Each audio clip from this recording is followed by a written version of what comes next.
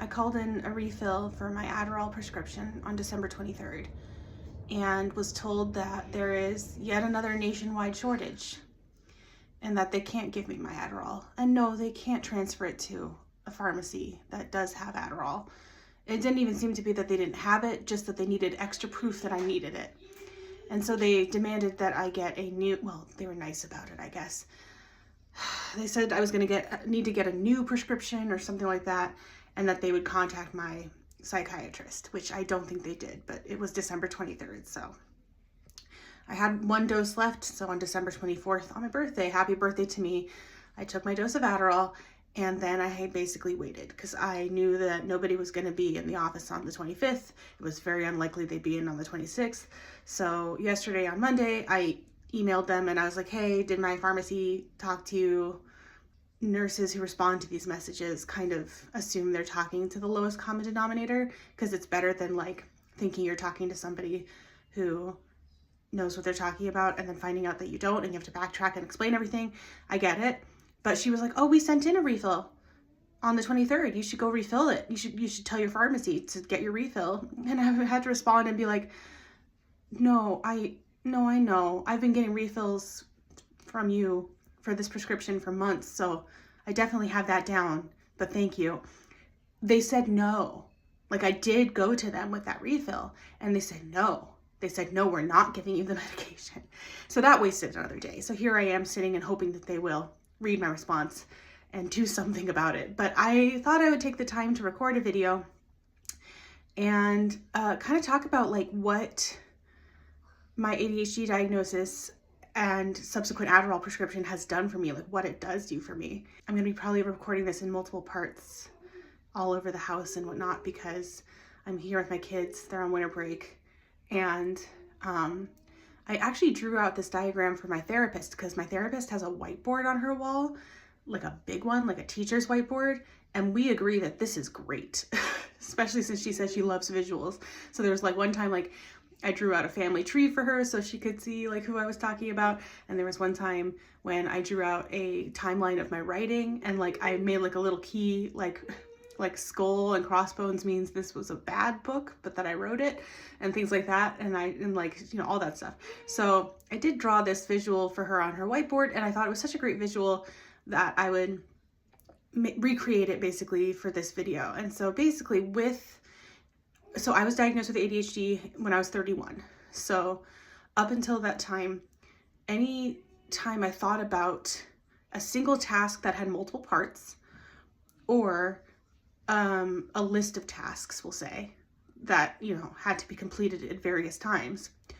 The way that my brain saw them was all at once. So if you see the circle in the void and all the dots, it's a two-dimensional image, right?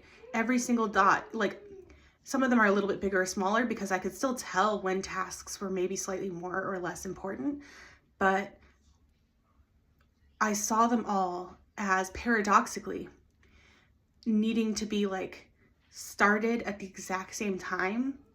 And because I needed to do them all with equal urgency, I could do none of them. So it was very difficult. And this is a common thing, by the way, I'm sure. Like I've seen comics and social media posts about how with ADHD, it's like one of the hardest things to do is just start a task.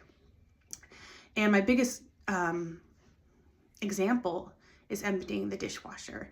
And I actually wrote a post about that on my blog a while back, which no one would know about because nobody reads blogs anymore, but that's okay. The blog is more for me at this point to kind of like journal my journeys, my journey journal.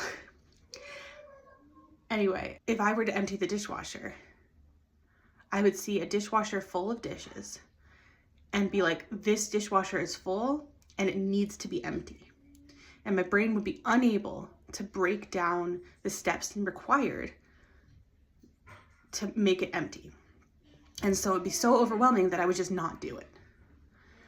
And what Adderall does for me is it says, hey, you are looking at this object from the wrong angle. You need to turn it and look at it from the side. And yes, I did a crappy animation of it because it's really important to be able to see that rotation, in my opinion.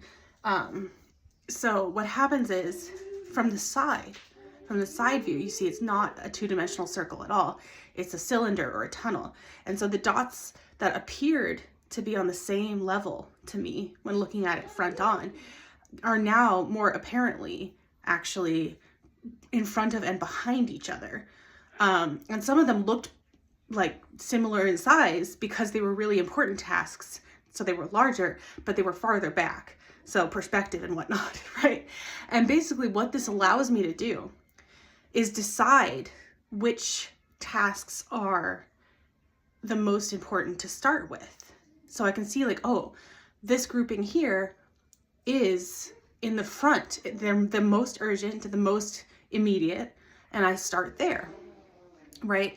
I remember like clockwork every single year of high school, I would have a very bad emotional breakdown after the first day of school, because the first day of school was when all of your teachers, every single teacher, handed out their syllabus with often, I'm sure there were exceptions, but they had the list of the year's or the semester's assignments and when they would be due. And you would think that that wouldn't be overwhelming, right? Because it shows that they're, you know, covering an entire year and they have different due dates.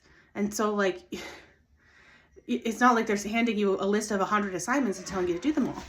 And granted, I didn't understand this at the time, but basically the reason I had this freak out was because I'd received 5 of these lists in a single day, and my brain saw all of them as being immediate. And so each of those assignments became a dot in the circle, right? The circle version of things. And so I saw them all as immediate. And even now, even with Adderall, well, I don't have Adderall right now, but even when I do have Adderall, there is a struggle. I struggle with having tasks interrupted, or starting new ones, and having this time when my dog wants to be let out. And having this time without Adderall has made me realize that a while ago, prior to my diagnosis, I might have called what I'm feeling right now depression, because I feel extremely lethargic. And no matter how much I sleep, I seem to not be able to regulate my energy levels. Starting new tasks is like pulling teeth. And that's what I would have associated with depression, that kind of like not wanting to do anything, not wanting to get out of bed. And I'm not saying that I don't have depression, but it's very interesting to see that maybe not everything that I was calling depression actually was. And I wanted to make this video as kind of just a way to get it off my chest at this point, because I'm really frustrated with not having this medication that I really need. The door is slowly creaking open. We have a ghost. I'm just kidding, it's the wind.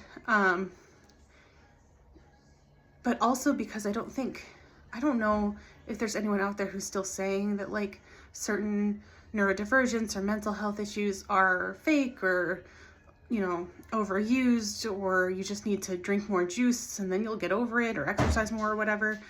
But I needed to talk about how very real this is for me and how much my life has changed just in the short time of not having this medication, and how much it changed after the diagnosis, when I was finally able to understand what I needed to do to cope with and tackle this neurodivergence, this ADHD. And it's been wonderful to be able to empty the dishwasher. So I hope I get my Adderall soon, and I just wanted to say that. And if you're out there struggling, like, your struggle is real, and there are ways to you know, tackle it and cope with it, and there is support out there, and there are people who believe you that you're struggling. And so I needed that as well to go out and make sure people understand that. So yeah, wish me luck getting my medication, and you know, remember that I have ADHD, so the video series that I started a while back about the American education system, I'll probably never finish. And I've already forgiven myself for that, so you have to forgive me too. That's the rule. Bye.